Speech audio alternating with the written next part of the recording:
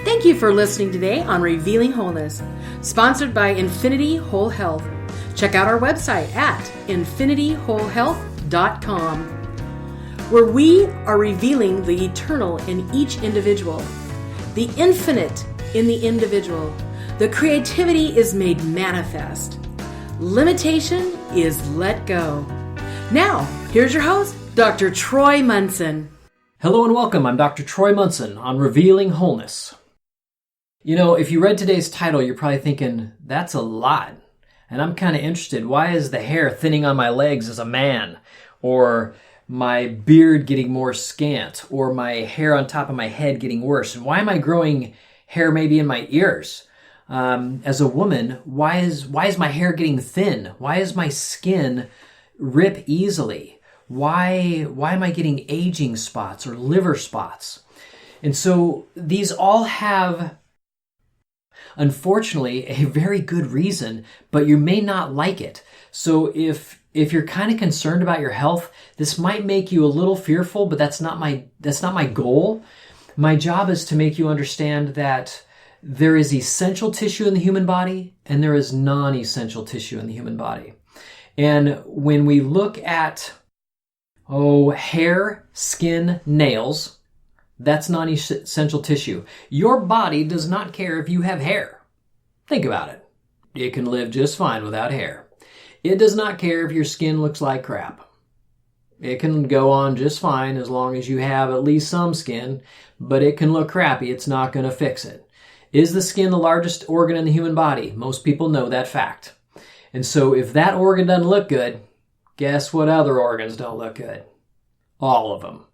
And so let's say my nails are peeling and chipping and tearing and they've got bumps and ridges and spots underneath, or they're very pale. I can't even see my moons anymore on them. That's your body pulling away again from non-essential tissue. And let's say that my back is hurting more and my knees are hurting more and my wrists, my elbows, my shoulders, I'm getting more pain everywhere, my hips. These are non-essential tissues because your brain and your body doesn't care if you can't walk anywhere. It cares that it beats, or rather pumps blood throughout your blood vessels. It cares that your blood is clean and filtered. It cares that there's not too much water in your blood so your kidneys work correctly. It definitely wants your lungs to be able to exchange oxygen and live. It cares that your digestive system gets nutrients and calories into it so that it can stay alive. Those are essential tissues. And when those essential tissues do not have what they need, all the non-essentials give up their nutrients to try to support essential tissue. So, put it simply, if you got knee pain and hip pain and shoulder pain and you got pains everywhere in your body is pulling nutrients from your knees and your shoulders and your back and your feet, and it's trying to give it to your lungs, your liver, your kidneys, your digestive system, your heart, your brain, to essential tissues because they're more important. And so, if you do not change your diet, you will continue to get the same results that you're getting right now. That's the long and short of it. You must put a higher quality, not quantity, higher quality of nutrients into your body. If you've been enjoying McDonald's once a week, that should be a very big clue that you need to stop doing that. You know, this is just kind of a wake-up call because if we really put numbers to paper, and the oldest living people in the 50s were in their 150s, and now the average person dies in the mid-70s, that's half your life pretty much gone.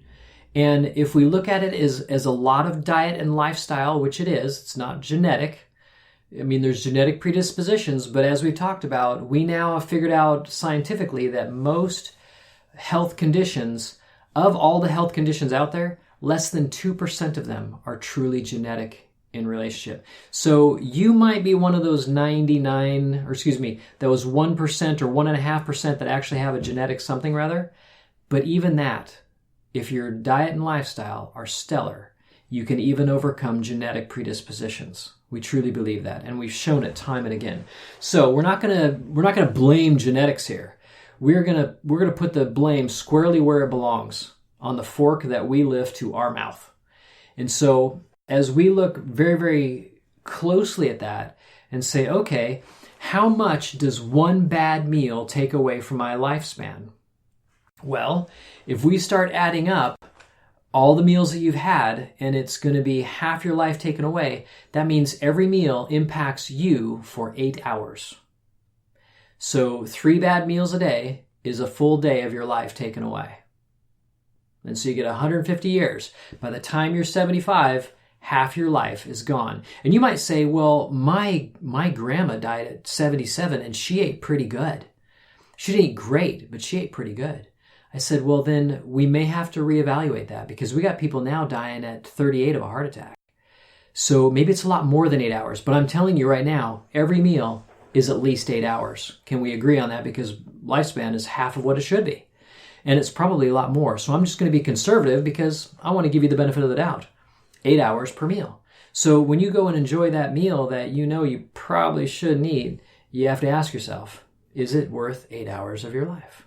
Okay, but you're like, I really want some pizza. Because I get that way. I get it. I love ice cream bars. We've probably talked about it on the show. Am I going to eat ice cream bars? Yes. Are you going to tell me that I can't have them? No, because I'm going to have them. But I'm not going to eat a whole one. And as I've done what I've done over time, I'm getting pretty good at it. People think I'm pretty insane when I can take organic ice cream bar and have one bite and put it back in the package, roll it up, and put it back in the freezer. And 3 days later, maybe 4 days, maybe 5 days, maybe the next day, sometimes, I'll go back out there and I'll have another bite. Because I understand it's the first bite I really want. I don't allow my children to talk to me, my wife to talk to me. Nobody gets to talk to me when I'm doing something that I know isn't so good. My wife made pizza, homemade, the other night, and it was actually on bread, which is unheard of for my house, if you know who I am. And I only had one piece, and it was a small piece. But I'll tell you what I did with that first bite. I closed my eyes, I plugged my ears, and I ate that, and it was the best bite of pizza I think I've ever had. And every bite after that wasn't nearly as good. And I realized over and over that it's the first bite. Ask an addict, what are they trying to achieve? Man, nothing's like that first high that was so amazing. They're always trying to achieve that one high that was just so fantastic. They're chasing it. And if you know that well enough, after a few days of not eating the food that you like, man, that's when you go do it. And you have that first bite and don't do anything else.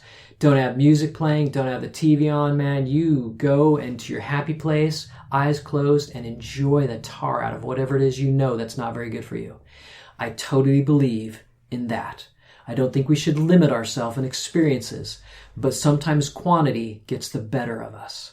And so if we're eating mostly good meals, lots of vegetables, good fats, good protein, are you okay having something on occasion that you really enjoy the heck out of the taste? By all means, live. But to eat that every day, I hope you have really good belief structures that you can overcome that. Because when your body starts failing you and you say, I'm not going to stare at my bad knees and my bad skin and my bad liver or whatever, I'm going to keep on believing that I'm just fine and I'm going to do everything I want. If you have that much faith, man, you go right ahead. I am not there yet, and I think I should interview on my show. But at least if you're that person, please do email me and we'll put you on the show. I have a lot of questions for you. But until then, I hope this kind of makes sense, that essential, non-essential tissue. If you want hair to grow really well and nice, if you want skin to look better and better, if you want your joints to be less and less painful, you're going to have to make some choices. And we're going to have to put a higher octane fuel in your body and less of those foods that really pull nutrients out of your body just to process them and digest them. And we've kind of gone at length over prior podcasts on that particular concept. And if you want, you can email if you're not sure where to find it. I'm happy to help you do that.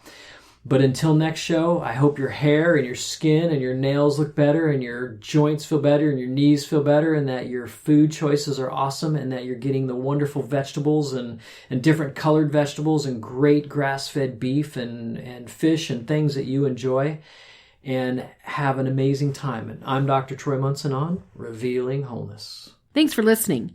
If you have any questions or comments, you can reach Dr. Munson at 893-8586 or email him at chiroman@dr.com. That's CHIROMAN@dr.com. Check out our current workshop schedule on Facebook at Infinity Whole Health.